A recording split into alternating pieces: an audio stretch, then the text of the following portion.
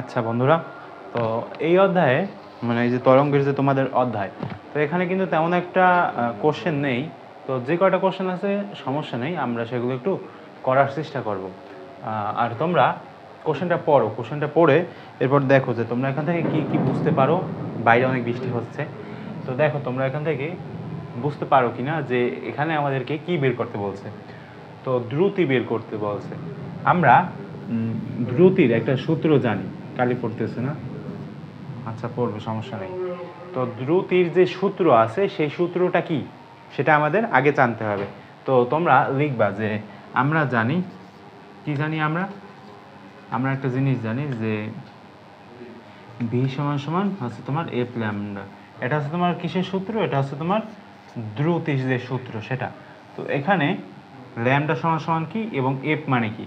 এখানে এই এফটা হচ্ছে তোমার কম্পাঙ্ক। তো দেখো তো এখানে কম্পাঙ্ক কি দেওয়া আছে? এই যে 300 হার্টজের কথা বলা হয়েছে, অর্থাৎ 300 হার্টজ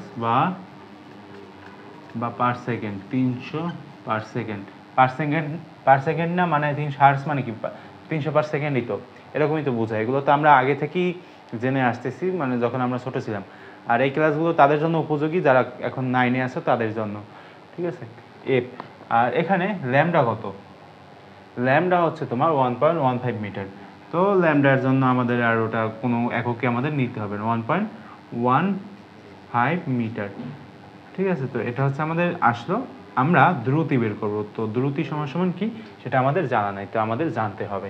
তো দেখো এখন কি করতে হবে, তোমরা সবাই জানো যে এখানে 300 আর কি করতে হবে 1.15, ঠিক আছে। এটা যদি তুমি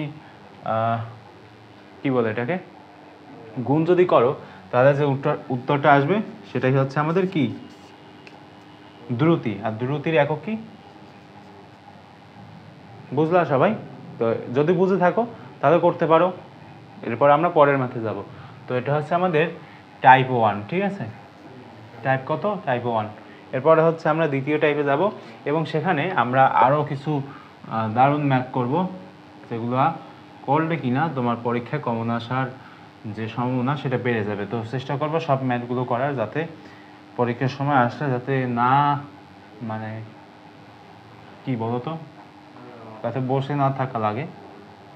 সেজন্য কি করতে হবে, বেশি করে একটু ম্যাথ করতে হবে। দাঁড়াও আমি আর একটা ম্যাথ দেখাচ্ছি।